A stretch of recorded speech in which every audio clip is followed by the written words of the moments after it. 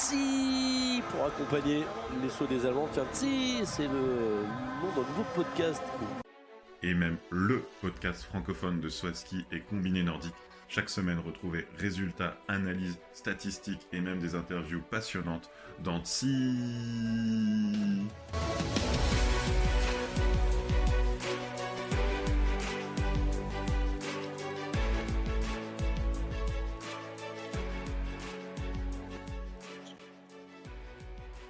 Bonsoir à tous et bienvenue pour ce nouvel épisode de TSI, le podcast francophone du saut à ski et du combiné nordique. Comment ça va, Romain? Salut Will, ça va, on se remet des émotions d'un week-end animé, hein. C'était un week-end dont Ouais, on se souviendra, hein. week-end très animé, on en reparlera et du coup au programme de cet épisode, les deux concours de Vellingen, Villingen pour les femmes et pour les hommes. Et puis, on vous parlera des championnats du monde junior à Whistler, au Canada, et un petit tour par le combiné nordique qui était à Oberstdorf. Donc, programme assez chargé pour ce soir. Programme, donc les Coupes du Monde en Allemagne, là c'est vraiment la période, la pleine période allemande. Et c'est vrai que Villingen n'a pas déçu cette année. Villingen, un haut lieu, voilà, c'est à 1 heure et quelques de la Ruhr. C'est le plus gros bassin de population d'Europe. Et le public vient en nombre, public allemand, public polonais. Et il y a toujours une ambiance assez mémorable. Ouais, il y avait énormément de monde sur le tremplin avec un programme chargé puisqu'il y avait les hommes et les femmes. Et donc, une affluence qui a varié selon la journée, il y a eu vraiment du temps correct samedi, du temps un peu plus mitigé vendredi et dimanche. Mais comme tu l'as dit, ça n'a pas empêché les Polonais et les Allemands de faire beaucoup de bruit pour les concours hommes et femmes. Et du coup, on parle de conditions, car le vendredi, qui était seulement, entre guillemets, un team mixte, on est, on est tous ressortis de ce team mix avec l'image d'un saut. Peux-tu nous en dire un peu plus? Alors déjà, petite interrogation, est-ce que tu te souviens du classement? Parce que moi, je l'ai redécouvert. En fait, le classement est devenu complètement annexe, pardon. En fait, on se souvient tous du saut de Zaïch et dans une moindre mesure du saut féminin d'Ito, quoi, les deux qui se sont cratérisés et surtout Zaïch, enfin, qui en plus de se cratériser nous a fait peur. Enfin, j'ai jamais vu une telle hauteur au-dessus du HS. Je pense qu'il est encore à 4 mètres de hauteur. J'en tremble encore rien que d'en parler, quoi. Oui, le saut de Timizage qui a sauté 161 mètres 50, qui n'a pas posé. Alors, il s'est pas éclaté par terre, hein. Il s'est pas fait mal il a ressauté le lendemain. Mais comme tu le dis, la hauteur au point HS était, bon, je sais pas, hein, je dirais, il y avait au moins 5 mètres. Donc, vraiment, il est tombé d'un coup. Et puis, il a dû sortir les bras parce que il allait vraiment trop loin. Donc, des conditions de vent de face assez fortes avec des compensations je crois qu'elle était à -26 pour lui. Oui.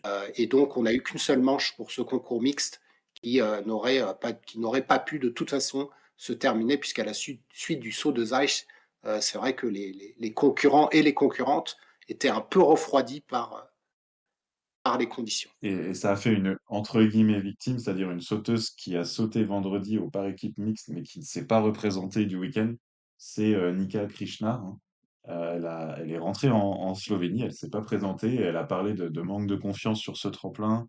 Elle n'est pas dans la meilleure forme de sa vie et de sa saison en ce moment, et c'était le déclencheur. Elle fait un saut dans le vent. C'est pas le saut de Zaïch qui lui a fait peur, mais c'est son saut à elle, où dans le vent, elle s'est fait complètement chablater. Elle fait un 80 et quelques mètres sur la bosse et elle s'est pas représentée du week-end alors qu'elle est sur une série totalement incroyable de top 10. L'épreuve de vendredi, elle a marqué, je pense, les corps et les esprits. On voyait dans la tour le regard des sauteurs, on avait mal pour eux de savoir qu'ils allaient s'élancer dans ces 5, 6, 7, 8 mètres par seconde. Enfin, ils lançaient pas le jury, mais on voyait que ça pouvait dégénérer à un moment ou à un autre, quoi.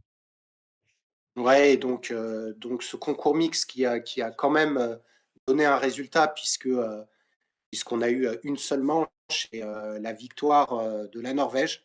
La Norvège qui avait aligné Anna Odinström, Alvor Egner Granerud et Silje Opstedt. Et alors le dernier Norvégien, je ne C'était sais plus. Lindvik. Lindvik.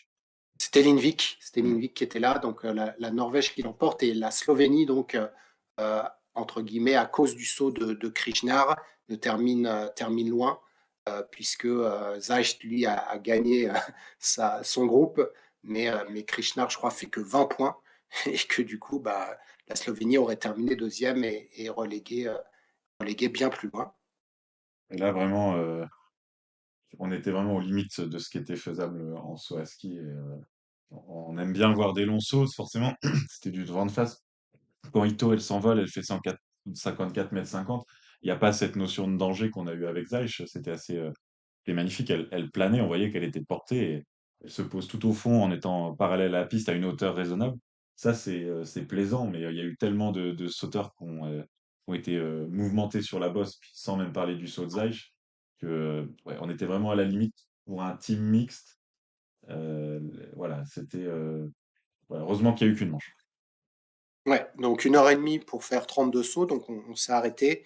Et en effet, Ito a beaucoup mieux vécu son vol que Zajc, puisque le lendemain, elle a été interviewée juste avant son concours, le premier des deux concours féminins, et elle a dit qu'elle aurait bien aimé faire son télémarque, elle n'a pas eu peur, et puis que son objectif pour la compétition, c'était de faire 162 mètres, donc en référence aux 161 Ah mètres oui, 50 ah, de pas mal. Team Zajc. Donc elle en a rigolé le lendemain, et on verra que Ito, quand on Ah viendra bah, on peut sur les sauts rester, hein. féminins, a fait un très très très bon week-end. On peut rester dessus, Oh, oui, tu as raison, autant écoute, commencer. vu que parce que c'est finalement la femme du week-end en saut féminin, parce que du coup, au-delà de son 154 mètres de vendredi qui a donné le ton, elle était tout simplement la sauteuse qui a mis le plus de points ce week-end. Elle a mis 150 points grâce à une quatrième place et surtout sa victoire aujourd'hui, victoire assez impériale, hein, franchement magnifique. Il y avait chez Ito une vraie capacité de vol, quoi, une vraie accélération en l'air. euh, que, magnifique. Et aujourd'hui, c'était le triplé japonais avec du coup Maruyama et Takanashi, les trois qui volent incroyablement bien. C'était une superbe image de joie collective. Oui, on l'avait déjà mentionné à Interzarten, le retour en grâce des Japonaises, hein, Ito qui avait déjà fait son meilleur week-end à Interzarten et qui là fait encore mieux avec cette victoire. Une autre Japonaise qui a été vraiment d'un très haut niveau, c'est Nozomi Maruyama, qui fait 125 points pour le week-end et qui a fait partie du podium 100% japonais du deuxième jour, où elle a été accompagnée par Sarah Takanashi, qui elle aussi revient au premier plan. Donc vraiment magnifique ce podium de trois japonaises aujourd'hui et globalement une performance des japonaises, puisque Ito, Maruyama et Takanashi se classent dans les meilleurs du week-end au global. Ouais, les trois dans les quatre meilleurs du week-end. Et la seule qui s'est incrustée dans cette, enfin, les deux seuls qui se sont incrustés avec les japonaises, c'est Altaos qui nous refait le coup d'Interdarten. Samedi, elle gagne encore de façon souveraine, avec un saut, notamment le deuxième saut là, à 149 mètres 50. C'était splendide, tout simplement. Qu'est-ce que tu as pensé de ce saut? Non, mais Altaos, en effet, elle avait déjà montré à Interzarten son niveau, et là, on est encore sur un tremplin qui peut lui correspondre, puisque elle a tendance à se faire plus manger sur les petits tremplins. Mon problème avec Altaos, c'est qu'elle est sur courant alternatif, et de la même manière qu'à Interzarten, où elle avait fait 14e lors du deuxième concours, elle a terminé que 8e lors du deuxième concours, et donc elle ne rattrape pas Pinkelning aussi vite qu'elle pourrait y prétendre, en laissant potentiellement 2 fois 80 points sur la table. Et comme à Interdarten, comme quoi il n'y a pas que la taille du tremplin qui fait, c'est Emma Klinech aussi qui s'est distinguée ce week-end avec une deuxième et une sixième place. Et surtout, je pense, en termes de vol, on voit aussi vraiment la capacité de vol, d'accélération en l'air là, à plat à la latte dans la deuxième partie, ça fait partie de ces sauteuses en forme du moment. Ouais, McLean qui en est maintenant si je compte bien, 5 deuxième places dans les 8 derniers concours. Je Faut vraiment t'interromps, qu'elle gagne parce que ouais, c'est je le t'interromps. poulidor de. Ouais, Voilà, devant mon écran, je me suis dit, il faut que je la sorte. J'avais Poulinec en tête.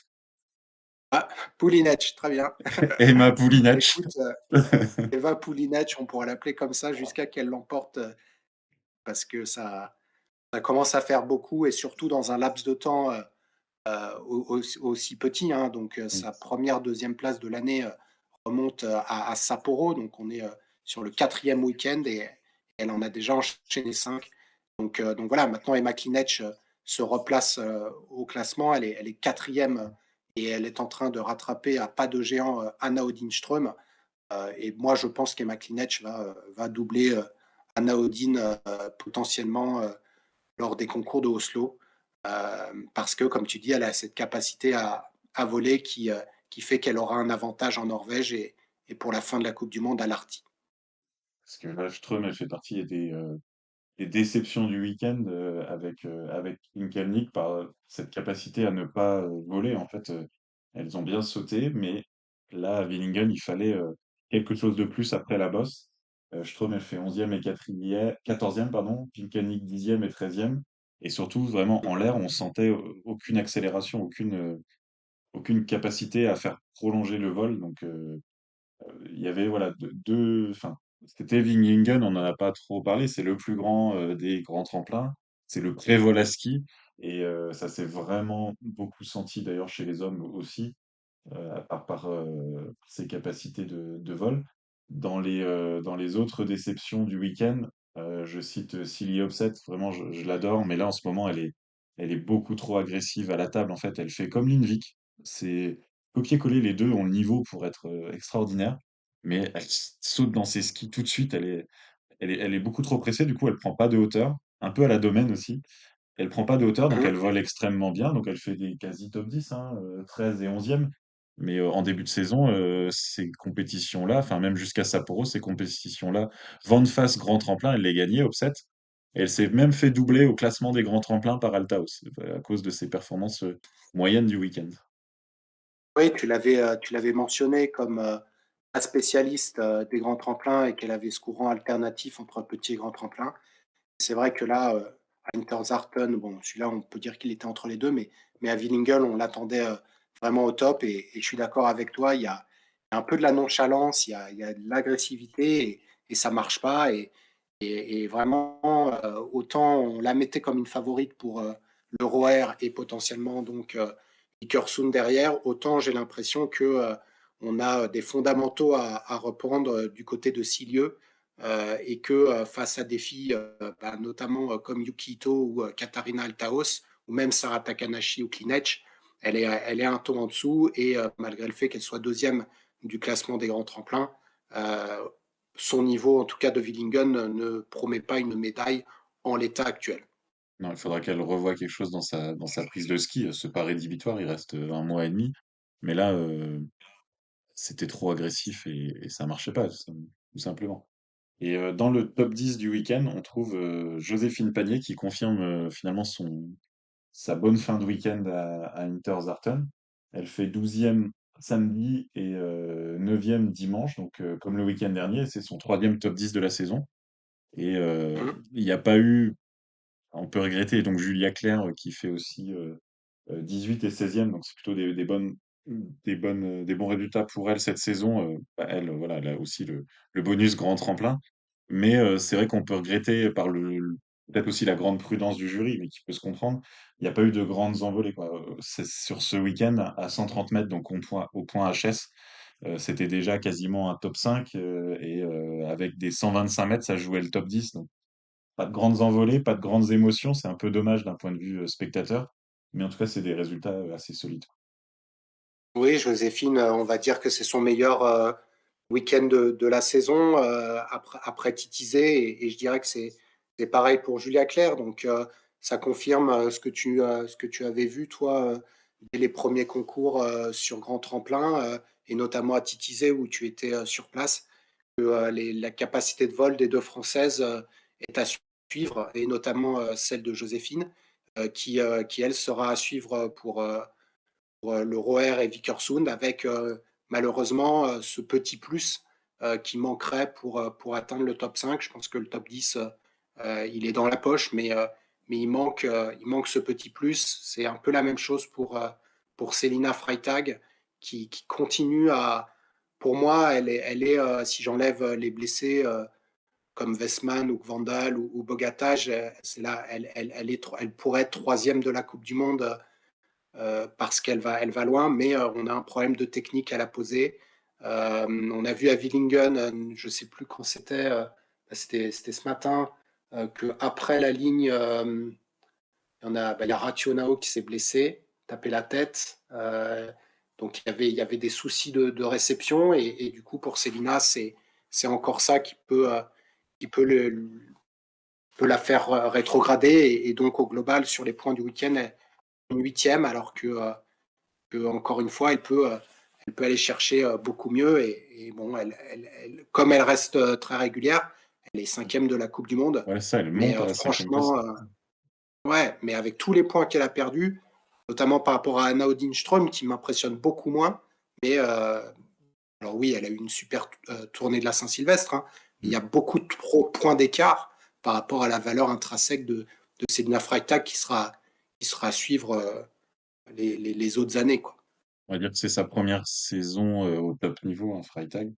Sa première Mm. saison où elle joue devant, donc on va plutôt dire que c'est vraiment très solide. Elle se hisse dans le top 5 mondial, notamment en profitant de l'absence de Krishna et de la, on va dire, relative défaillance d'Opset, mais il faut y être dans ce top 5, et c'est vraiment l'athlète un peu surprise. C'est celle qu'on n'aurait pas citée dans le top 10, alors que les autres, on les avait un peu plus, à peu près en visu avant la saison. Exactement. Et puis Sarah Takanashi, hein, quand même, ses 4 derniers résultats, c'est 4, 4, 3 et 3. Donc peut-être 2 et 2 la prochaine fois, et puis 1 et 1 à Rasnov. Mais c'est déjà bien de retrouver Takanashi sur le podium, hein. C'est ses 2 premiers podiums de la saison, hein. Maintenant, on attend une victoire, et elle l'a dans les jambes. Il faut qu'il y ait une défaillance en face. Cette semaine, c'était Pilkelning. Il y avait de quoi prendre, et du coup, c'est Yuki Ito qui en a profité pour sortir du lot quand ni Pinkelning, ni Altaos, ni Obstedt, ni Ström ne remportent le concours. C'est vrai que Takanashi, après Zhao, je voyais une fin de saison pénible. Elle était plutôt au top 10. Elle faisait des télémarques ou des absences de télémarques pénibles. À Zhao, j'avais même dit que j'avais mal pour elle en la voyant poser. Mm. Là, c'est vrai que ses résultats depuis le retour en Europe sont encourageants, et c'est vrai que ça fait plaisir aussi de la voir sourire. C'est presque rageant pour elle aujourd'hui, parce qu'elle se fait quand même doubler par deux coéquipières, mais je crois que c'est pas ça qu'elle a pensé dans la raquette. On voyait vraiment de la joie immense partagée des Japonaises. C'était un beau moment. Mm.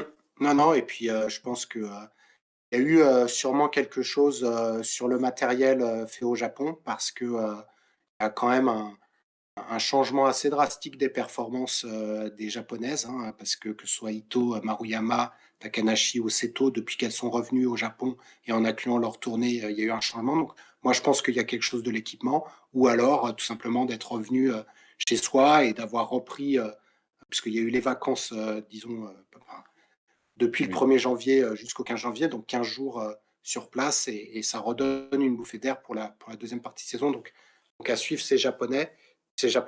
Je ne sais pas si tu veux rajouter quelque chose pour les femmes. Oui, très rapidement, on compte la bonne série de Kreutzer, 6e et 5e, et de Abby Strait, 9e et 4e, se poursuit. Voilà, toujours aussi ces sauteuses qui flirtent avec le podium, et donc bah, voilà, petit tremplin, grand tremplin, c'est les sauteuses en forme du moment. Et effectivement, il y avait peu de sauteuses, hein, ce week-end. Il y avait aussi la concurrence des championnats du monde junior notamment, et puis aussi peut-être un peu un effet plus grand tremplin de la saison. En tout cas, on va Ouais, passer du... Pardon. non, non, je pense que tu as raison.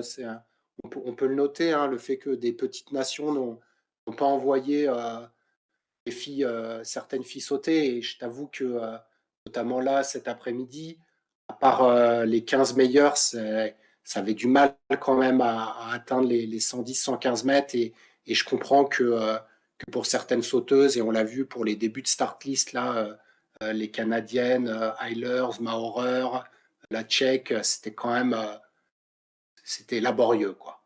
C'est laborieux, mais avec finalement un peu les hommes avaient un peu les mêmes caractéristiques, les débuts de start list, bah, comme à Kulm aussi, quand c'est des vraiment très grands tremplins et qu'il faut gérer l'élan pour les tout meilleurs mondiaux, les débuts de start list, ça fait boss.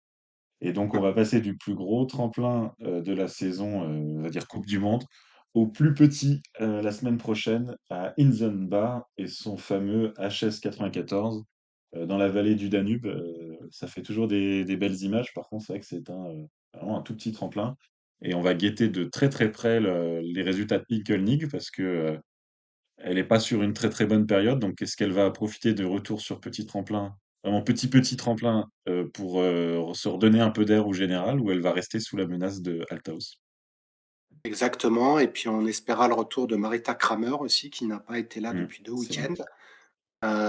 Et donc retour en Norvège, pardon, retour en Autriche pour ces Autrichiennes qui vont avoir une soif de revanche, hormis, comme tu l'as dit, Chiara Kreutzer, qui reste sur une très belle série et qui pourra elle aussi le montrer à Inzenbar, mais petit tremplin.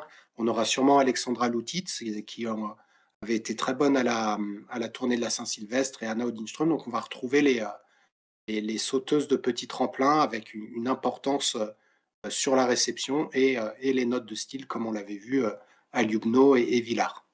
C'est ça, on va retrouver un profil assez équivalent. Donc rendez-vous pour un week-end classique de 2 épreuves, le 10. Ah, d'ailleurs, c'est 10 et 11, donc c'est vendredi et samedi. Donc c'est pas 100% classique, mais voilà, ça sera vendredi et samedi à Inzenbar. Et donc, en parallèle, et d'ailleurs c'était assez génial parce que la foule était là pour tout le monde, hommes et femmes, ce week-end, nos compétiteurs habituels de Coupe du Monde masculine ont donné des leurs. Est-ce que tu veux parler de l'homme du week-end?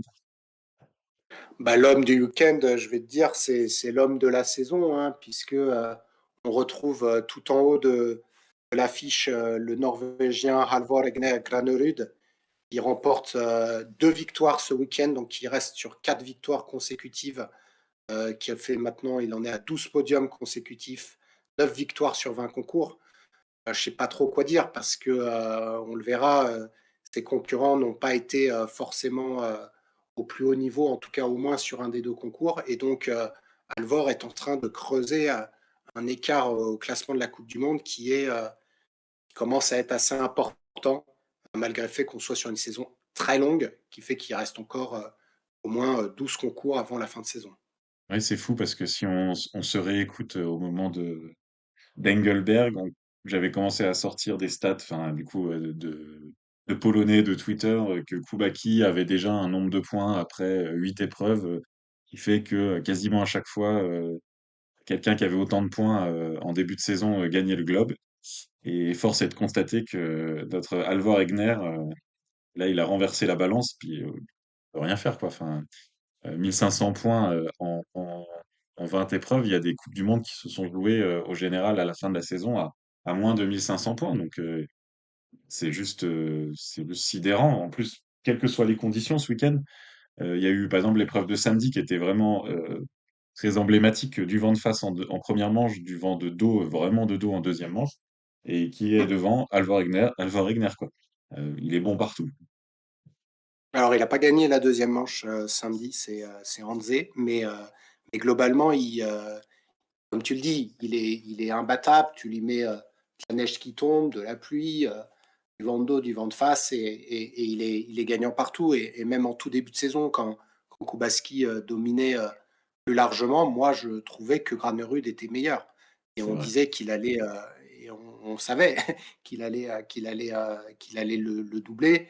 Maintenant, c'est vrai que Granerud avait ses problèmes un peu émotionnels pendant la tournée, mais depuis, on est sur quelqu'un qui est très heureux de sauter, qui a une technique assez irréprochable et qui est vraiment impossible à battre parce qu'il a une avance de, je dirais, entre 4 et 5 mètres intrinsèquement maintenant sur Kubaski, qui n'arrive plus à enchaîner un week-end complet au meilleur niveau comme il le faisait en début d'année.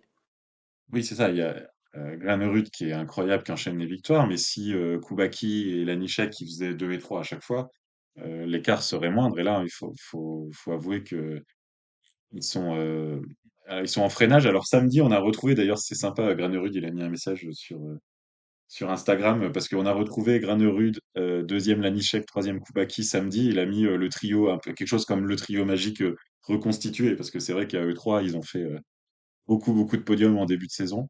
Mm. Sauf que bah, dimanche, les deux autres membres du trio magique, ils étaient moins magiques, hein. Koubaki 17e, Lanichek 18e. Là, ça fait un peu mal, hein. Ouais, et puis Lanisek dimanche fait une grosse reculée parce que il était 14e lors de la première manche, donc il a même pas réussi à gagner des places, alors que Kubaski, lui, était 21e et termine juste devant lui 17e. Mais comme tu dis, c'est pas des places qui reflètent leur niveau, et surtout pas quand tu viens de faire un podium la veille. Alors les conditions étaient vraiment différentes cet après-midi, puisqu'on avait de la neige, on avait pas mal de vent aussi, et du coup, est-ce que ça peut expliquer leur performance? J'en sais rien. Moi, je pense qu'on reste, comme on l'a dit nous, sur une baisse de forme pour ces deux-là, et que du coup, Granerud, qui lui continue à monter, creuse l'écart et de plus en plus.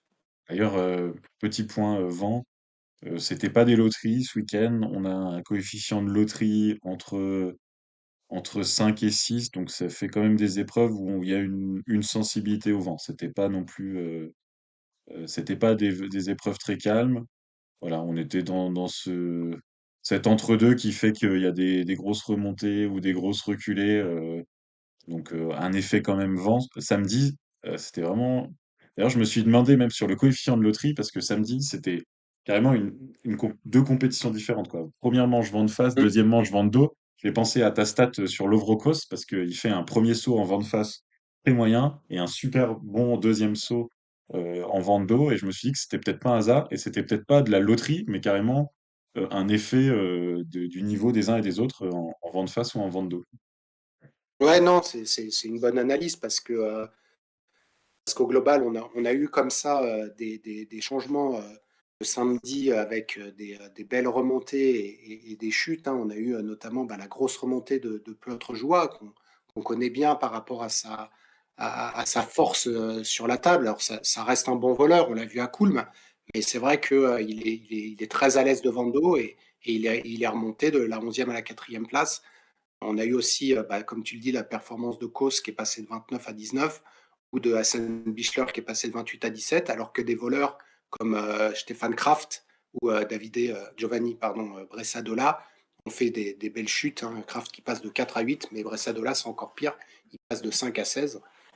Donc on voit bien cet effet vent de face, vent de dos, en tout cas sur ce concours de samedi. Sans que ça soit une loterie, hein. Je pense que là, parce que quand on regarde les, euh, les compensations, elles sont dans un faisceau assez limité, sauf que d'un côté c'était vent de face, d'un côté c'était vent de dos, donc on a Ouais, les caractéristiques. hormis Wellinger Hmm. qui a eu deux fois du vent de Ah dos, oui, ah oui. et qui d'ailleurs n'a pas beaucoup bougé. Donc, il est passé de 8 à 10. Ouais, c'est Et, vrai. et d'ailleurs, il s'est fait battre Eh, par eh. Philippe. Le retour de Philippe, il est revenu d'autant mieux qu'il fait son meilleur résultat en carrière. Donc, dans les révélations, j'imagine que tu avais prévu de mentionner Philippe Raimund pour sa performance du samedi. Moins sur le dimanche, mais, mais en Oui, tout cas voilà. sur samedi. Voilà, mais un premier top 10 en carrière, ça se relève. Donc félicitations à lui, surtout que il était pas du voyage à Kulm. Malgré tout, les Allemands, c'était quand même pas top ce week-end. Aucun podium, voilà, à domicile, ça fait. Voilà, quand on est l'Allemagne, il y a toujours une sorte d'attente. C'est Geiger le meilleur cinquième samedi. On a voilà des autres top 10 de Raimund, Eisenbichler dimanche 9e, Wellinger qui fait 10 et 11. C'est pas calamiteux, mais je pense que la foule était venue voir autre chose. Ouais, les Allemands, donc Geiger et Raimund, qui venaient d'un week-end où ils étaient mis au repos. Donc c'est bien de les retrouver en haut de l'affiche. et puis Wellinger qu'on avait vu vraiment au top pendant les 3 derniers week-ends à Zakopane, Sapporo et Kulm, et qui là est un tout petit peu en, qui est un tout petit peu derrière. Il termine en point 12e du week-end, donc il n'était pas dans le top 5. Et en effet, c'est Karl Geiger qui a été le meilleur allemand. Hassan Bichler qui a été décevant dans le sens où à chaque fois, il a fait des belles deuxièmes manches, puisqu'il a gagné 11 places le samedi et 4 places le dimanche. Donc au global, ça veut dire s'il avait fait deux sauts du même niveau, il était capable de jouer beaucoup mieux. Donc une densité allemande dans le top 20, mais aucun Allemand pour pouvoir jouer le top 5. Même le podium. Et d'ailleurs, on avait quand même eu un podium relativement surprenant aujourd'hui si on regarde la saison écoulée. La deuxième place de Kobayashi, elle est, on va dire, c'est une toute micro surprise. En tout cas, c'est son premier podium hors Japon de la saison. Mais alors, la troisième place de Tande, j'ai envie de dire, on l'avait pas vu venir les week-ends précédents, mais on l'avait vu venir ce week-end. Ouais, je te l'avais cité, c'était mon poulain du week-end. Il avait fait deux qualifs très très bonnes. Je crois qu'il a fait deux fois deuxième, ou il a gagné C'est ça. une et Mm. ouais, deux fois deuxième. Et c'est vrai que samedi, quand il s'est troué en première manche, je me suis dit, ah zut, mon poulain va pas sortir. Mais là, aujourd'hui, il a été impeccable, vraiment costaud. Il n'a pas bougé dans les deux sauts. Ça n'a pas non plus envoyé de l'étincelle par rapport à Granerud, mais assez solide. Et quand on connaît l'histoire de Daniel André Tandeux, tout le monde doit se réjouir de le retrouver sur le podium. Et Ryoyu, comme tu l'as dit, on savait qu'au Japon, il s'était passé quelque chose. Là, on le retrouve, et cette montée en puissance avant les grands rendez-vous peuvent annoncer un Ryoyu. Et le fait qu'il soit à ce niveau-là, quand on voit que Kubaski et Lanisek sont plus en retrait, bah, peut-être que c'est lui qui va chipper les places sur le podium. Il faudra voir ce que ça donne à Planitza. Déjà, on est le mois qui nous emmène au championnat du monde. Dans les satisfactions, j'ai noté Timi Zajc parce que bah, après ce qui lui est arrivé vendredi, faire 12e et 10e, il faut quand même avoir un sacré mental.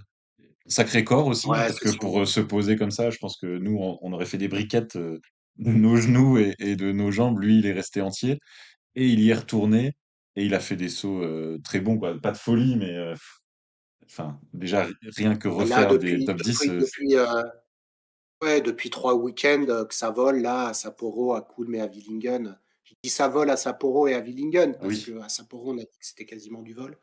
Willingen, c'est le plus grand des grands tremplins, et on retrouve qui? On retrouve trois Slovènes qu'on n'a quasiment pas vu de la saison. On retrouve Timi, on retrouve Ziggy, et puis on retrouve Domen. Et sur trois tremplins qui ont des profils différents, mais qui en vente face finalement ont le même profil. Et Timi Zajc est aujourd'hui le meilleur voleur de la planète. Ziggy, lui, est aussi un excellent voleur. Je ne sais pas ce qui fait qu'il ne peut pas faire mieux. Enfin, c'est-à-dire, je suis toujours déçu par lui parce que j'ai l'impression qu'il peut gagner, Gélard. Et pourtant, il n'a pas fait mieux que, je ne sais plus, c'était aujourd'hui, je crois qu'il fait quoi? cinquième, ouais, cinquième. Ouais. Cinquième, ouais. Et tu dis Qui ça doit parce être qu'en sa fait, à meilleure chaque fois aux performance. entraînements, il éclate tout aux entraînements, mais c'est parce que, il y a trop d'élan. Ah ouais, non, oui, c'est possible, mais bon, tu fais cinquième aujourd'hui, il n'y a pas trop d'élan. Donc, je pense quand Ouais. même qu'il a cette capacité de voler. Et Gélard, d'ailleurs, il y a eu son interview le lendemain du mixte, et il disait que la plupart des gens avaient peur, mais en fait, Gélard, lui, n'avait pas peur. Pour lui, c'est normal, et c'est ce qu'expliquait Guillaume Di Grazia aujourd'hui, dans le sens où les gens vont se souvenir, le week-end de Willingen, c'est le week-end où Zajc a fait son 61-50. C'est-à-dire que dans les mœurs slovènes, aller loin, aller haut, voler, c'est ce qui les botte, et c'est des kamikazes là-dessus, quoi. Et en effet, Timi Zajc a fait un super week-end. Bon, il n'a pas ramené autant de points qu'il aurait pu, puisque finalement, il n'en ramène que 48, autant que Domen ou autant que Wellinger que tu viens de critiquer. Donc, mais voilà, sur sa performance, c'est sûr que d'y retourner, je suis tout à fait d'accord avec toi. Par contre, il y a un Slovène qui fait mal au cœur, c'est Peter Preutz. Il vole plus. C'est horrible. Ça fait mal au cœur. C'était déjà pas Jojo à Kulm. Et là, vraiment, ce week-end, ce freinage, surtout, voilà, c'est à nouveau. Parce que, oui, c'est vrai qu'il y a les satisfactions et les déceptions, mais il n'y a pas que le classement, il y a aussi l'impression en l'air, quoi. Et là, par exemple, Preutz, il rentre dans les points aujourd'hui, il est 20e, mais il est en freinage en vol. Et c'est pas ça qu'on attend de lui. On le connaît depuis Ah, 2000 quoi, ouais, mais au bout 2013, d'un moment, 2014. On le voit accélérer en l'air. Et là, aujourd'hui, il freine là, depuis 2 week-ends. Et c'est ça aussi qui donne cette impression, enfin, pour moi, que j'appelle ça déception par rapport à l'attente de ce qu'on connaît de lui. oui, voilà, mais au bout d'un moment, il faut se demander si cette attente est encore justifiée pour Peter. Donc, moi, je suis comme toi, hein. On l'a vu un bon week-end à Bischoff, et puis peut-être un tout petit peu à Sapporo, mais c'est vrai que le week-end dernier est là, il y est pas et il se fait carrément éclipser par son frère de très très loin. Et du coup, c'est décevant, mais c'est comme Camille, Camille aujourd'hui. Enfin, je veux dire, 51e de la qualif, ce n'est que l'ombre de lui-même, alors qu'il était revenu bien en forme. Mais depuis qu'il y a le vol, là, Camille, c'est propre, mais ça va pas loin, quoi. Ouais. Et d'ailleurs, il va pas à Lake Placid. Je pense qu'il retourne refaire du jus. Il Ouais, s'épargne un énorme voyage parce que lui, je pense que ce qui compte, c'est les championnats du monde. Et donc, ouais, il va pas aller chercher les points. Un autre qui est en délicatesse ce week-end, c'est Lindvik. C'est pas le premier week-end où il est mal. Il a fait un zéro pointé. À Kulm, c'était sans plus. sans plus. Ouais. À Ouais, distance, donc, quand même, si, ça allait, mais ouais, mais enfin, je veux dire, Lindvik, on pensait qu'il allait être dans le top 5 de la Coupe du Monde. Donc là, je pense qu'il ira à Lake Placid, mais là, il y a besoin de se remettre d'aplomb, quoi, pour Marius. Schöffening aussi, hein, il s'est pas remis de sa grippe. Ah, je me rappelle plus trop ce qu'il vaut en vol parce qu'il est tellement jeune bah, il y est pas que allé, comme il oui, n'était pas à Kulm, j'ai pas de souvenir, ouais. On ouais, verra. j'ai pas trop de souvenirs, mais là, ce week-end, c'était pas génial. Et Egner aussi, qui n'a pas été Mm. top, hein, et Non, lui c'est vrai. aussi il revient de la grippe. Ouais, Donc il y a peut-être un effet là sur eux, hein. Même Ebok, il a été aussi quand même, il a fait un bon truc aujourd'hui. Je crois qu'il termine dans le top 10. ouais, c'est ça. C'est lui qui s'en est mieux sorti de la maladie, mais oui, ça a été le week-end de Granerud. Et puis, on a eu des podiumables différents les 2 jours. Tu l'as expliqué par les conditions. Et ce qui fait que Granerud, ben, en chopant ses 200 points, c'est 80 plus que Ryoyu et c'est 107 de plus que l'Anisec qui est le troisième. Donc, il a mis la plâtré à tout le monde, quoi. Et Anishek qui a repris un tout petit peu d'air par rapport à Kraft, qui a pas été top non plus, 8e et 13e, et Exact. pas non plus ouais, on n'a pas senti d'étincelle dans son vol. Est-ce que tu veux dire quelque chose ou on passe aux stats? Non, on va pouvoir passer aux stats, hein. On a mentionné la plupart. On n'a pas dit qu'il y avait un coach request de Granerud pour sa victoire. C'est encore un très beau coaching de Stockel, hein. Donc ça, c'est toujours à mentionner parce que les entraîneurs en saut à ski ont une importance. On va passer donc aux stats de vitesse pour commencer, si tu le veux bien. Et comme toujours, on retrouve en haut de l'affiche la Wunderteam. Non, c'est pas la Wunderteam, c'est la Mannschaft. La Wunderteam, c'est les Autrichiens, hein, la Oui, Wunderteam, je je crois. crois bien, ouais.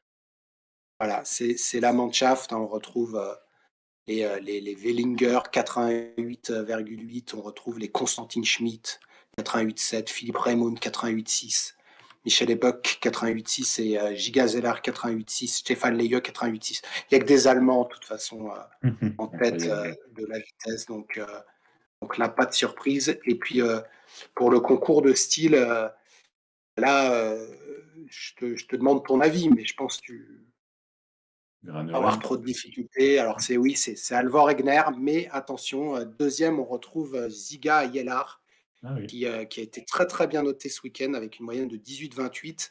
C'est Granerud qui est en tête avec une moyenne de 18,48. Troisième, Ryoyu Kobayashi, 18,17, qui est à l'image de son week-end. Quatrième, Daniel André Tande, 18,02 et cinquième, Timmy Zeiss, 17,98. Donc il avait vraiment ce tremplin dans les jambes et les juges l'ont vu.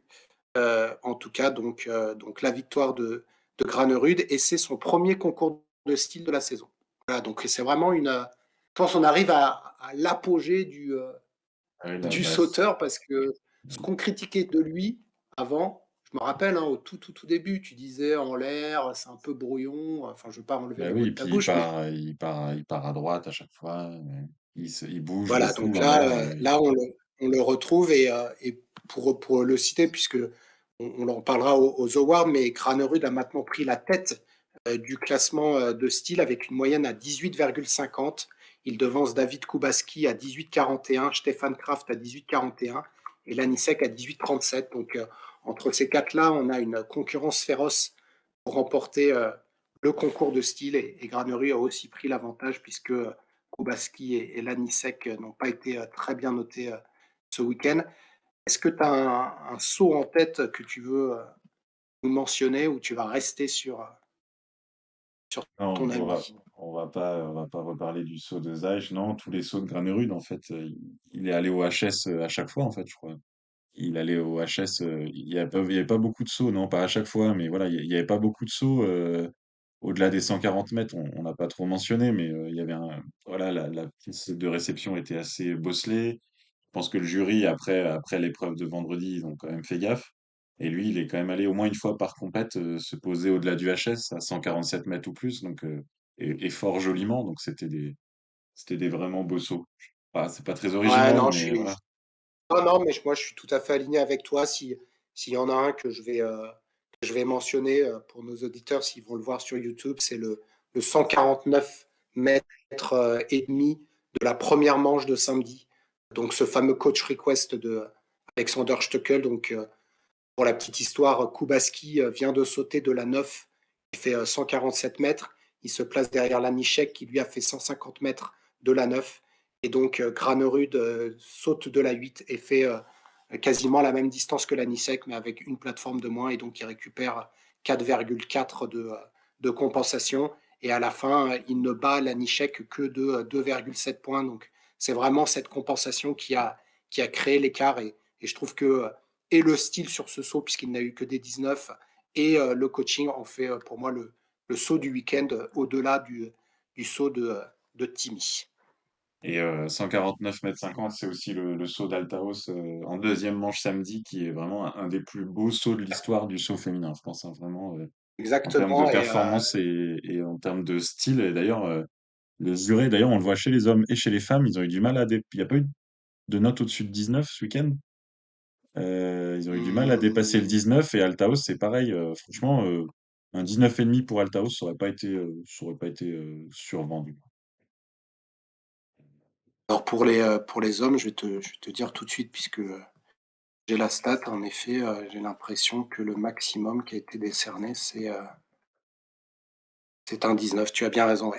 Pas de 19,5 sur les qualifications et les épreuves, et même très très peu de 19. Hein. Là, je viens de les prendre.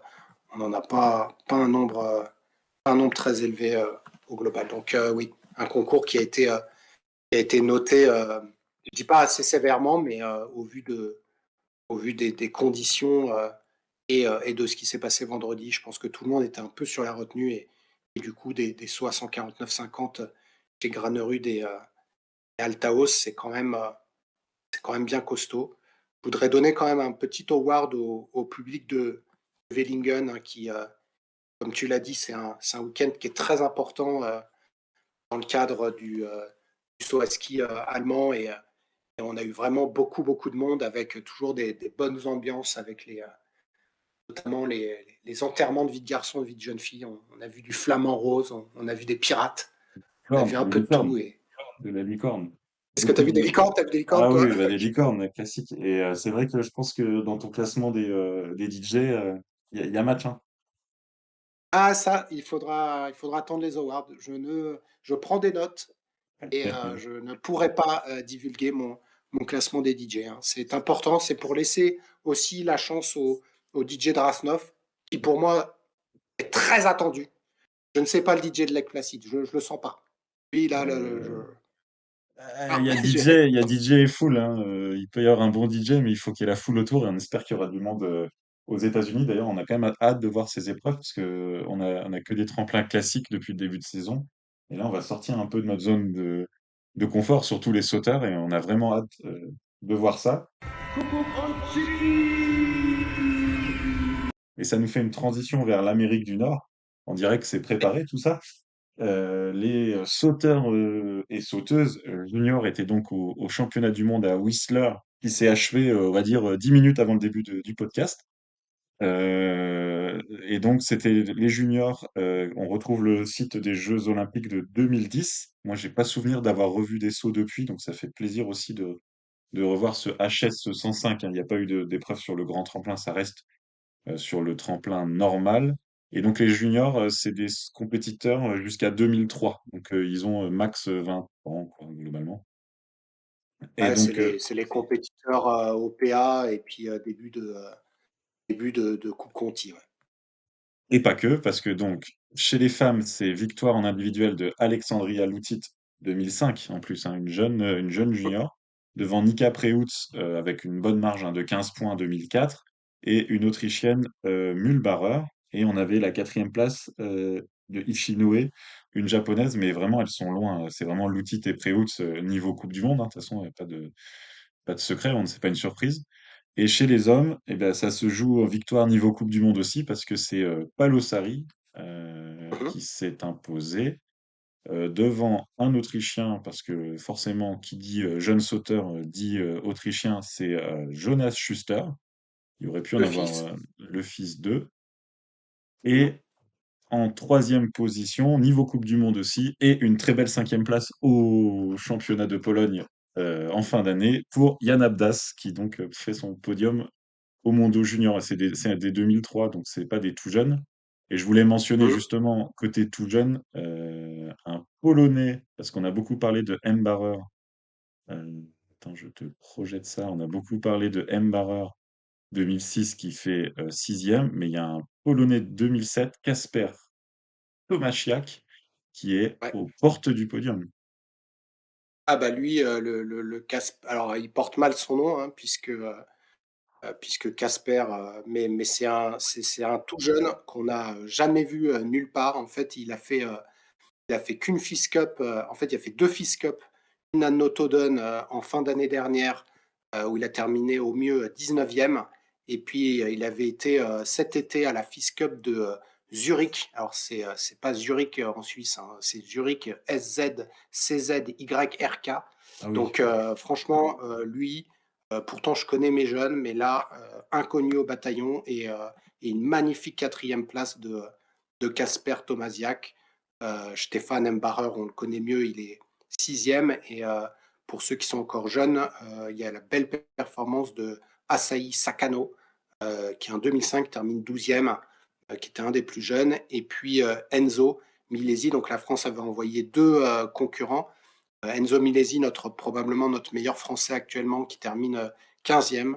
Pour moi, une demi-déception au vu des participants. Mais bon, c'est un grand championnat, donc difficile aussi de juger. Et puis Jules Chervet qui rentre dans les points, si on peut le dire, même s'il n'y en a pas sur ce concours, qui termine 27e sur un total de 54 participants, dont 51 classés. Oui, et donc Enzo Milesi qui poursuit la belle série de top 15 français dans les championnats du monde junior là depuis 2017. Les Mmh. jeunes Français qui enchaînent. C'est vrai qu'Enzo Miesi, il était septième, hein, l'année dernière au championnat du monde junior. Alors, c'est dur de comparer d'une année à l'autre. On va dire qu'il est plutôt là, on va plutôt citer la constance et dire que il est quand même une des listes avec des sauteurs qu'on voit déjà en Coupe du Monde ou qu'on commence à voilà, il est juste derrière, enfin juste derrière pardon, Roch Masle qu'on avait vu Mmh. en équipe de Slovénie. Et Ouais, justement aussi, on voit la différence selon les pays parce que le premier, c'est Palosari, il a fait des points en Coupe du Monde. Le troisième, c'est Abdas, il a fait des points en Coupe du Monde. Et au milieu de tout ça, il y a Jonas Suster. Et bah, pour faire des points en Coupe du monde, il peut pas parce qu'il y a une équipe, autrichienne qui est complètement, folle de densité. On cite à chaque fois. Il est même pas en COC, bah, parce qu'il y a une équipe autrichienne qui est complètement folle de densité et il va, matraquer les OPA.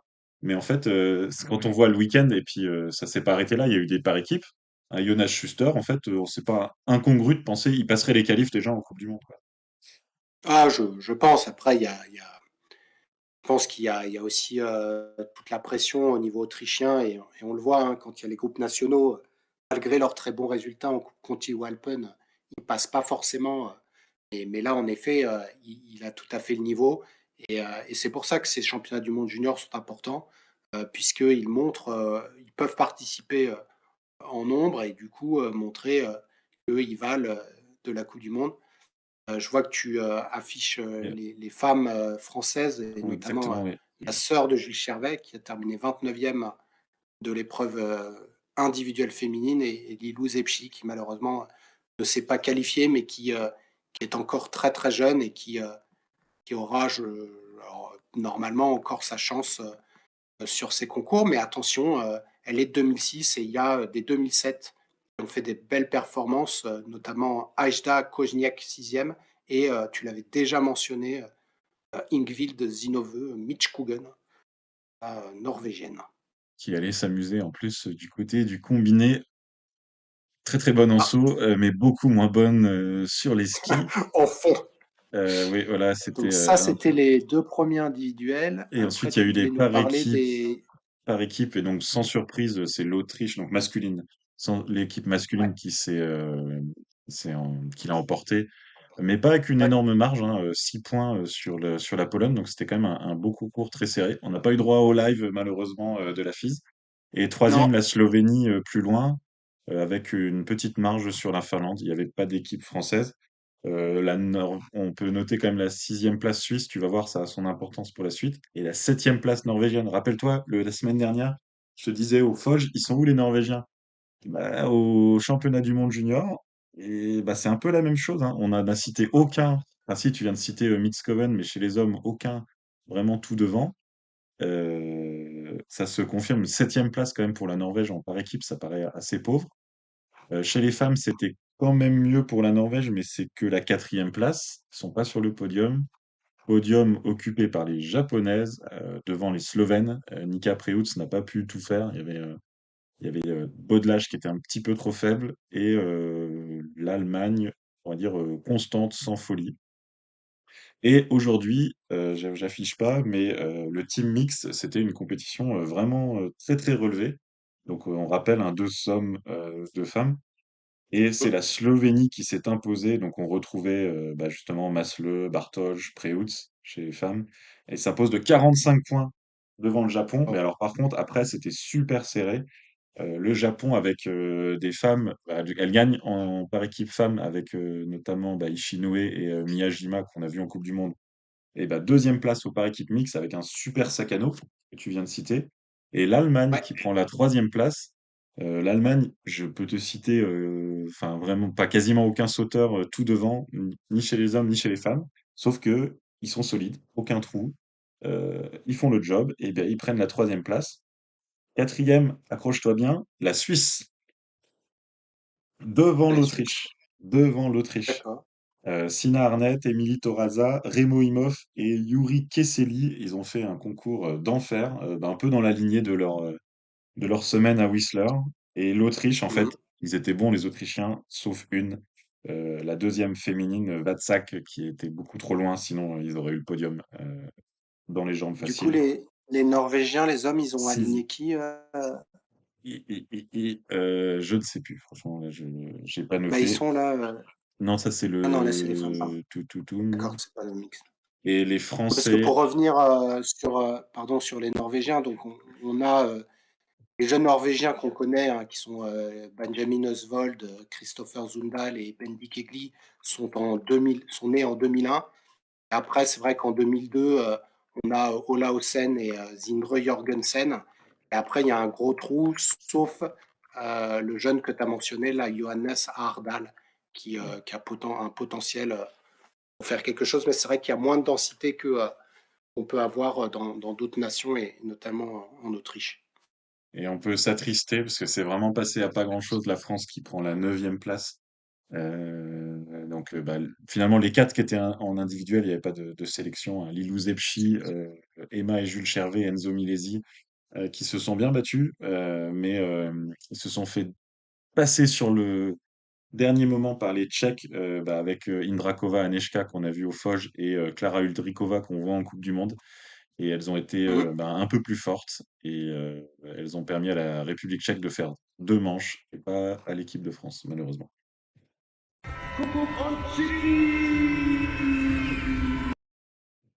Puis sur le saut à ski au niveau national, donc il y avait ce week-end au Contamine un Samsé Tour U15, U13, victoire chez les hommes de Anoki Pourradier, dont on avait parlé la dernière fois du ski club Courchevel, qui devance Robin Delval de Olympique Mont-d'Or, le Jurassien. Troisième chez l'U15, c'est Simon Pagné de Chauneuf, hein, donc de la famille de Joséphine. En U13, le vainqueur, c'est Louis Hatcheguguesian, qui a sauté plus loin que Simon Pagné, donc très très bonne performance pour ce sauteur de Courchevel.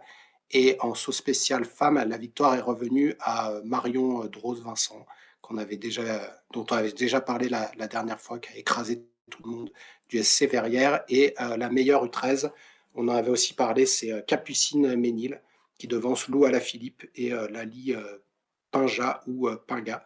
Donc Capucine Ménil et Marion Droz qui tiennent la dragée haute en saut spécial chez les jeunes filles. Voilà pour le saut. Je pense qu'on a bien fait le Ouais. tour. On Mm. va passer au combiné nordique. Exactement. Combiné nordique qui était en Allemagne, à Oberstdorf, sur le Schattenberg-Schanze. Et le moins qu'on puisse dire, c'est qu'on a aussi vu des longs sauts. Les longs sauts n'étaient pas qu'à Villingen ce week-end. Et notamment, on a eu un Autrichien qui a étincelé le tremplin et qui m'a fait extrêmement plaisir aujourd'hui. Je pense que toi aussi, tu as aimé sa performance au tremplin, même si en ski de fond, c'est moins la fête, mais en parlant de saut et pour faire la transition, le meilleur sauteur du week-end a vraiment été bon, hein. Oui, c'est Franz Josef Röhrl qu'on voit monter hein, depuis quelques semaines et qui d'ailleurs a pris le dossard de meilleur sauteur en l'absence de Yamamoto et Rieber à absence répétée. Et ben notre ami Franz Josef Röhrl, il a explosé tout le monde ce week-end en pocket Ouais, jump. Il fait 144,5 mètres ou 145,5 mètres. En tout cas, il bat le record du Schattenberg-Schanze. Et aujourd'hui, il fait plus de 140 mètres aussi, 143, je crois, de tête. Et surtout des ouais. sauts vraiment magnifiques. J'ai bien aimé Sébastien Lacroix. Oh là, qu'est-ce qu'il saute bien le type. Il était subjugué. Et effectivement, malheureusement, sauter très très loin, bah, il n'y a pas que ça en combiné, ça n'a pas suffi. Je voulais juste dire en introduction que même si on n'avait pas de Rieber, pas de Geiger, pourtant à domicile, mais qui se remet, on avait dit qu'il n'était pas très en forme, pas de Yamamoto, et bah pas de problème, on a quand même eu un super week-end de compétition avec des courses vraiment haletantes. Ouais, alors Geiger, il était là, hein, il a fait le saut d'essai, mais il est tombé malade entre le vendredi et le samedi, même si je pense qu'il traînait encore un truc. Et du coup, il était sur le côté de la piste, il a pas pris le départ ni samedi ni dimanche, mais c'était pas prévu au départ. Et Yamamoto, j'ai aucune idée de ce qu'il a, mais en effet, ça fait deux concours maintenant qu'il ne se présente pas. Et du coup, comme tu l'as dit, Franz Josef Rohr a pris la tête, mais c'est pas lui qui a gagné ni le samedi ni le dimanche. Le samedi, c'est l'homme en forme actuellement, Johannes Lamparter, qui l'emporte. Il est parti, il avait gagné le saut, hein, il avait battu Rohr le samedi. Lui, c'était assez Ouais. pas attendu et du coup, sans problème. Alors, il a une technique assez particulière. Je sais pas si tu l'as remarqué, mais il attend en fait. Oui, c'est Partir seul, il attend lui. des fois, C'est je regarde pas forcément le tout début de la course, genre les 2 premières minutes, histoire d'optimiser mon temps précieux. de famille. Et là, Lamparter qui part normalement avec 16 secondes d'avance sur Earl. Et premier intermédiaire au bout d'1 kilomètre, il est avec Earl. Et on le connaît quand même un peu, Oui. Earl. Il est pas du genre à reprendre 15 secondes en 1 kilomètre sur Lamparter. Et donc, tu confirmes, il a attendu. Ouais, ouais, il a attendu les 2 fois en fait, il a besoin d'un groupe, pour, pour trouver un tempo et je pense que, en fait, il a eu peur de Hoftebro, probablement peur de Julian Schmid et du coup, ne pas savoir en tête, sur de comment se jauger. Il a préféré attendre tout le monde et ensuite ça s'est joué. Alors la particularité de la piste d'Oberstdorf, c'est qu'il y a une montée assez importante. D'ailleurs, je t'ai donné le nom, mais je l'ai plus. Einstieg, je sais pas quoi là, Weltcup Einstieg, je crois qu'il s'appelle. Montée de la Coupe du Et Monde, du du coup. coup, pardon. Montée de la Coupe du Monde. Ouais, la montée de la Coupe du Monde. Et du coup, elle est assez costaud. Et je pense que Lamparter connaît et du coup il s'est dit je vais me faire déposer là-dedans et je préfère y aller tranquille et attendre qu'il me rattrape. Et en fait, on a retrouvé ce trio les 2 jours, euh, ensemble pour, dans Je t'interromps des parce groupes que quoi. samedi, c'est bizarre quand même, parce que samedi, Lamparter, il est que avec Earl, et Earl, il parle aucun relais. Du coup, Lamparter, si tu veux, il a trouvé son tempo. Je veux bien entendre ça, mais Earl, il lui a servi à rien. Il était sur son porte-bagages. Et d'ailleurs, Lamparter, il s'envole le samedi dans la dernière bosse, là, cette fameuse grande montée. Et il laisse un peu Earl face à la meute Hoftebro-Schmid. Il a laissé en pâture en disant, bon, bah écoute, on a fait 8 km 700 ensemble, mais là maintenant, moi si je veux gagner, il faut que j'y aille maintenant, quoi. Et Oui, oui, non, c'est vrai, tu as tout à fait raison. C'est vrai que je confonds les 2 jours. Le samedi, ouais, il est avec Roll tout le long. Puis au bout d'un moment, il lui dit ouais, attends, mon coco, bon, c'est c'est pas tout ça, mais moi, je vais pas me faire bouffer par les deux, voilà, c'est par les ça. deux derrière. Et lui, Oui, il non, t'as part raison. largement. Erreur dans cette montée, il perd 20 secondes. C'était incroyable parce que Ah ouais, non, euh, il était vanné. Bah, d'ailleurs, il a fait son interview juste derrière. Il a dit, j'en pouvais plus, quoi. mais C'était il sauve le fini, quoi. podium. Il sauve le podium de Ouais, façon assez héroïque. Et Hoftebro a pris la deuxième place. Et alors, effectivement, dimanche, Rohr part avec 1 minute d'avance. Lamparter est deuxième, et c'est vrai que Schmid est 5 secondes derrière et Oftebro 15 secondes. Et là, je suis d'accord, ils ont ski ensemble. Et là, on avait vraiment un petit mouton chétif et une meute de trois méchants loups derrière. Et tu nous dis comment ça s'est terminé? bah écoute, il a tenu quasiment jusqu'au bout, franchement. Je crois qu'il était encore en tête au 8 km 7, si je ne Oui, me trompe pas. Et après, oui, il y a eu oui. la montée, on le voyait galérer et les 3 autres derrière qui allaient à fond. Et finalement, il se fait bouffer au sprint, mais il ne se fait pas avoir par Lamparter et du coup, lui chip des points pour la Coupe du Ouais, Monde. Le mec, il a c'est tout raté. c'est C'est. incroyable. Ouais, Du coup, Lamparter, franchement, Roehrl, il peut lui dire merci, hein, parce que euh, c'est le tempo de Lamparter qui fait que Roehrl, il fait podium exactement, ouais. samedi. Et là, dimanche, moi, je comprends pas. Là, normalement, Roehrl, enfin, c'est pas que je comprends pas, parce que Roehrl, on sait que c'est un Morbach dans le bon sens du terme. Roehrl, tout seul, C'est clair. mouton chétif, Roehrl dans un groupe avec des forts, il suit. Et là, il a trouvé, après 9 kilomètres tout seul, la ressource pour sortir un sprint et passer devant Lamparter. Donc, respect, hein, on rigole, mais en fait, gros respect, hein. Non, non, mais Euh, Il a fait un super week-end. Je veux dire, tu as raison. On rigole, mais globalement, là, ça a été les 4 hommes du week-end, hein. De toute façon, ils hmm. font 1, 2, 3, 4, 4, 1, 2, 3, hein. Donc, les 4 sont là. Et en l'absence de Rieber, de Geiger, de Yamamoto, bah, voilà. Et puis, Manifest, je sais pas, il n'était pas là. Je sais pas ce qu'il a Il fait était le là samedi. physiquement, mais c'était son fantôme, Il en fait. n'était pas là. Voilà. Et du coup, dans le top 8 de la Coupe du Monde, bah, il y en avait 4 qui étaient valides. Et ce qui fait que maintenant, Rohr, il se replace. Alors, il est encore à 124 points de Rieber, mais vu qu'on ne sait pas ce que va faire Rieber, bon, Bah peut-être oui, parce qu'il peut-être qu'il prend peut 120 viser, mais en tout cas, points. Hmm. Et il va se par battre contre, pour ouais, la place. attends, vas-y, pardon. Non, non, non, c'est. Et donc, oui, non, statu quo finalement, d'une certaine façon, à la Coupe du Monde, parce que Lamparter, il fait 1 et 4. Julian Schmid, il fait 4 et 1, 150 points, et Oftebro, il fait 2 et 2, 160 points. Donc en fait, ils marquent Mm. quasiment tous le même nombre de points. Donc nos trois prétendants au globe de cristal font match nul, on va dire, sur le week-end, et qui Voilà, retarde la bagarre pour la suite.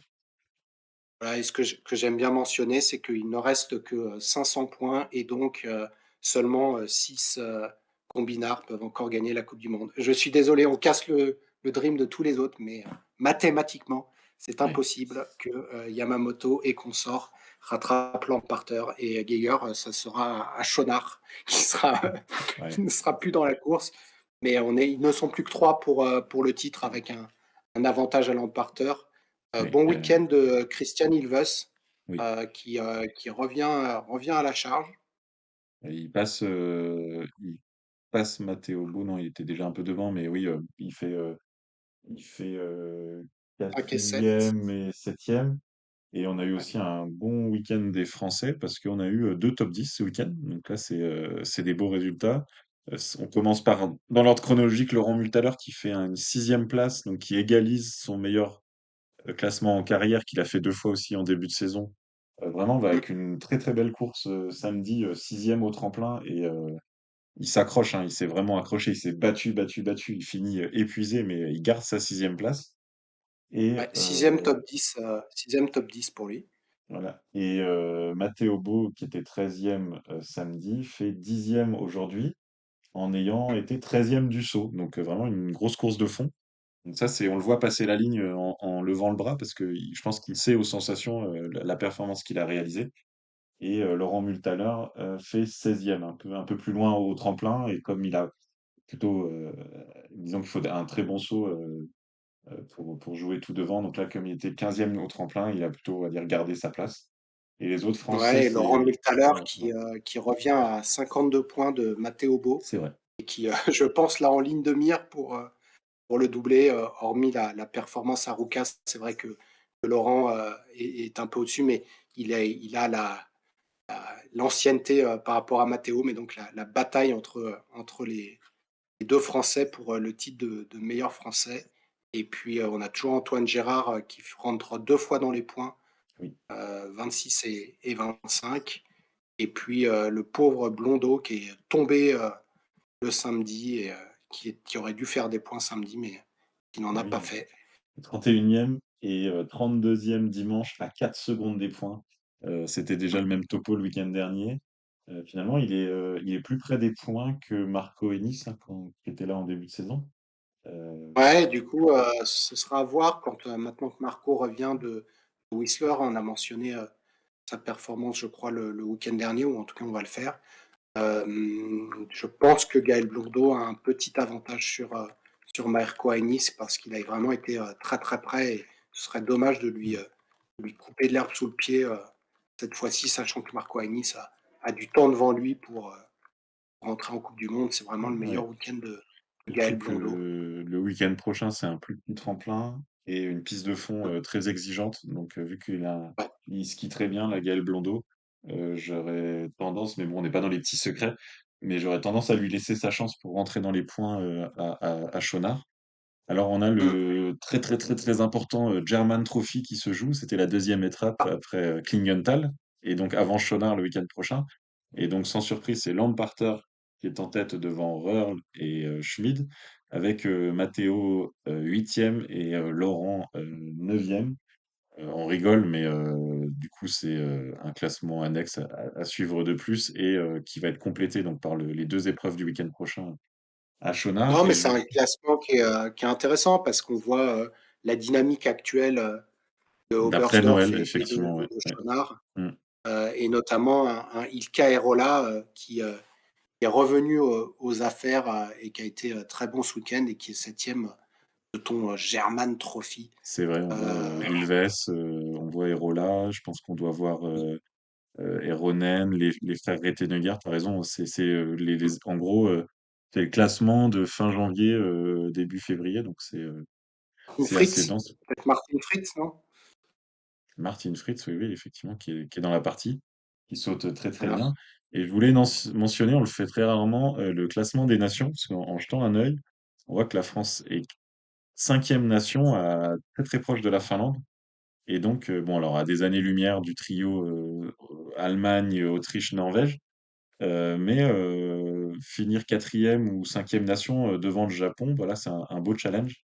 Et c'est pas anodin non plus. Donc, on a hâte Là, aussi de mais voir là, peut-être les.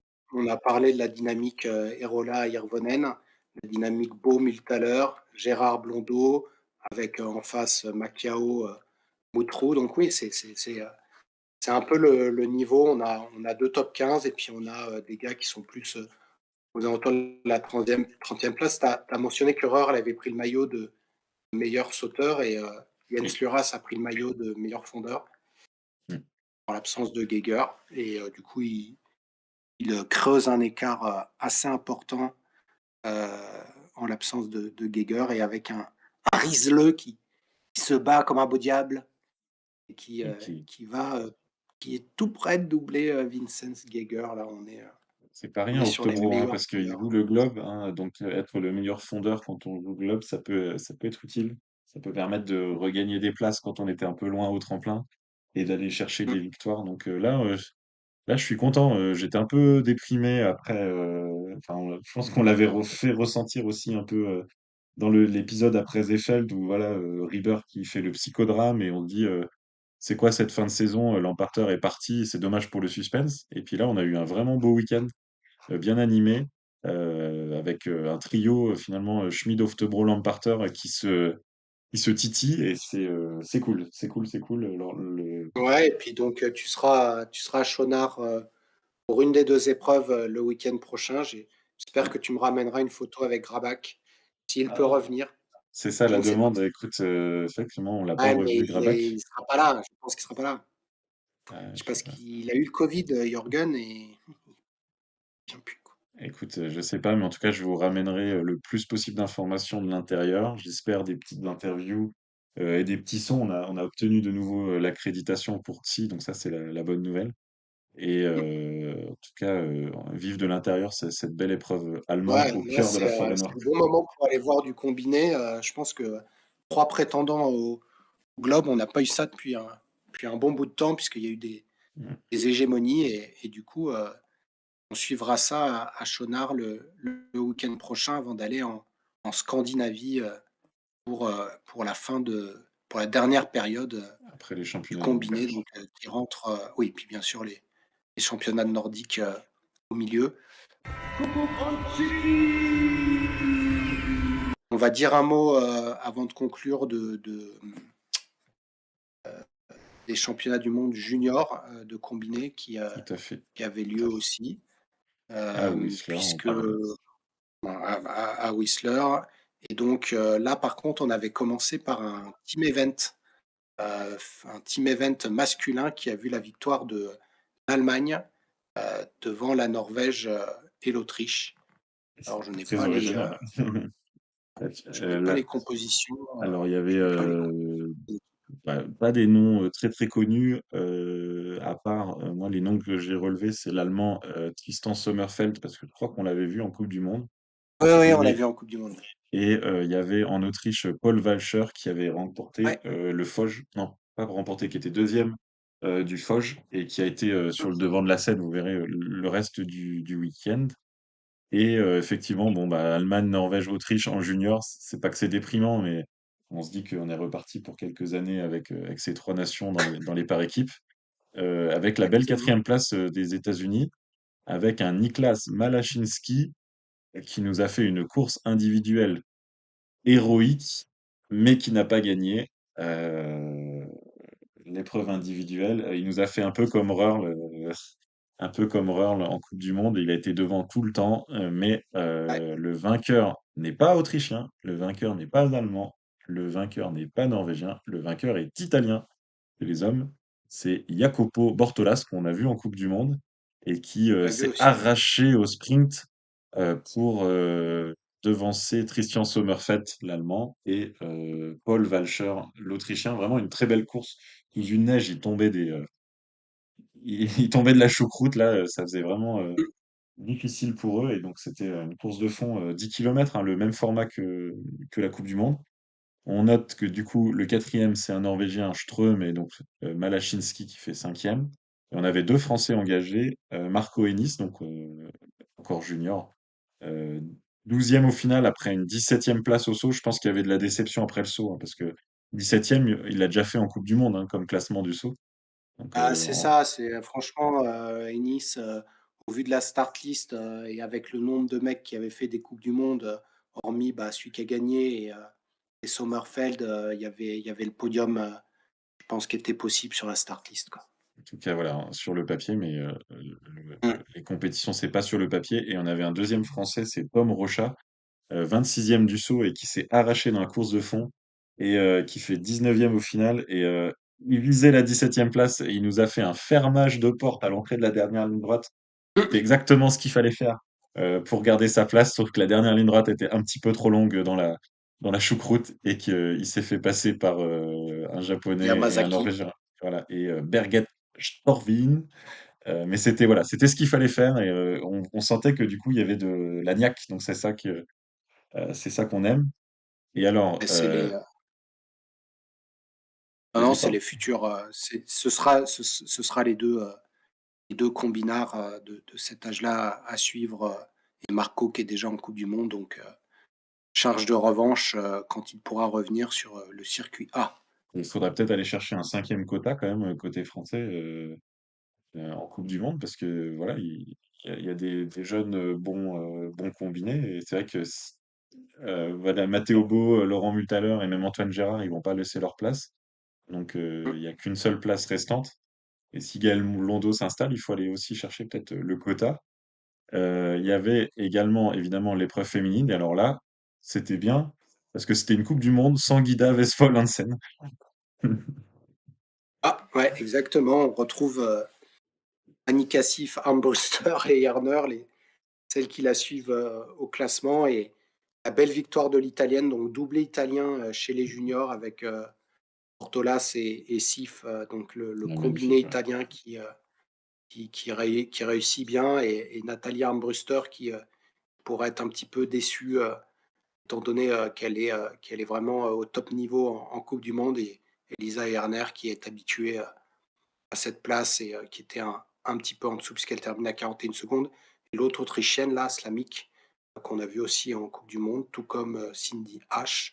Donc là, c'est normal, hein, chez les combis filles, on est sur des plus jeunes, hein, donc voilà, il y a plus de densité à ce niveau-là Oui, c'était de la compétition. et la sixième, la Trine Gopfert, c'est celle qui gagne le Foge. Et c'est vrai que les cinq Hum, d'avant, elles sont en Coupe du Monde. Et c'est vrai que c'était une Berger belle aussi. course à Annie Cassif qui part 20 secondes devant Armbruster. On pensait qu'il y aurait match, mais voilà, Annie Cassif, on l'avait dit à Zefeld, elle skie très bien. Elle a un style, comme elle est très grande, un peu comme Ramon Tsenhauser en slalom, ou même Clément Noël. Comme elle est très grande, ça donne pas une impression de vitesse. Et sauf qu'elle Ouais. avance bien dans la bosse, là, c'était les mêmes conditions météo que les hommes. Elle faisait le job et Armbruster, plus petite, beaucoup plus tonique. On avait l'impression que ça allait plus vite visuellement, mais sauf elle est pas revenue. Et Irner, bah, comme à Zefeld, comme en Coupe du Monde, elle était trop loin après le saut. Elle a skié très bien, mais elle était trop loin après le saut. Et tous ses concurrents se sont retrouvés pour une dernière épreuve à un team mixte, remporté de belle façon par l'Autriche, quasiment au sprint devant l'Allemagne. Donc là, on retrouve tous les noms qu'on a cités précédemment. Et donc, c'est Tristan Sommerfeld qui a réglé enfin non, c'est Paul Vacher justement qui a réglé Tristan Sommerfeld. Et en troisième place, c'est pas Mhm. une surprise, l'Italie, quand on a les deux vainqueurs individuels. Et une petite Greta Pinzani qui vient toujours se placer quatrième podium dans des compétitions jeunes depuis un mois pour Greta Pinzani. Donc voilà. Et très très très loin Voilà, bah, derrière on la retrouve Norvège. Voilà. les trois nations qui ont animé ces, ces compétitions. Et on a eu aussi du coup le tour national en combiné nordique, victoire de Robin Delval, le U15, donc qui avait aussi sauté en saut spécial. Il devance Florent Chiappa et Simon Pagné, qu'on avait aussi vu en saut spécial. Je ne vois pas de U13, si le premier U13, c'est pardon, c'est Loris Lecomte, on en avait parlé aussi. Et chez les femmes, victoire de Marion Drose Vincent, comme quoi, elle est toujours au top, chez les U15. Et Lali Pinga qui bat Capucine Ménil en U13. Donc Lali Pinga qui a une très bonne technique de fond et qui a dépassé Capucine Ménil qui était devant elle au saut. Pour ce point complet. Et voilà, on encourage nos jeunes compétiteurs et on continuera à les suivre dans TSI. TSI, c'est le podcast de tout le saut et tout le combiné. On s'arrête pas à la Coupe du Monde. Tout nous intéresse et on va voir l'évolution des uns et des autres au fil du temps. Donc, continuez de nous faire rêver, continuez de faire des beaux résultats. Nous, on suit tout le monde et je pense que c'est le moment de se dire au revoir. À la semaine prochaine avec la suite des aventures en saut et en combiné. À bientôt. Merci Will. Bonne soirée à tous. Bye bye.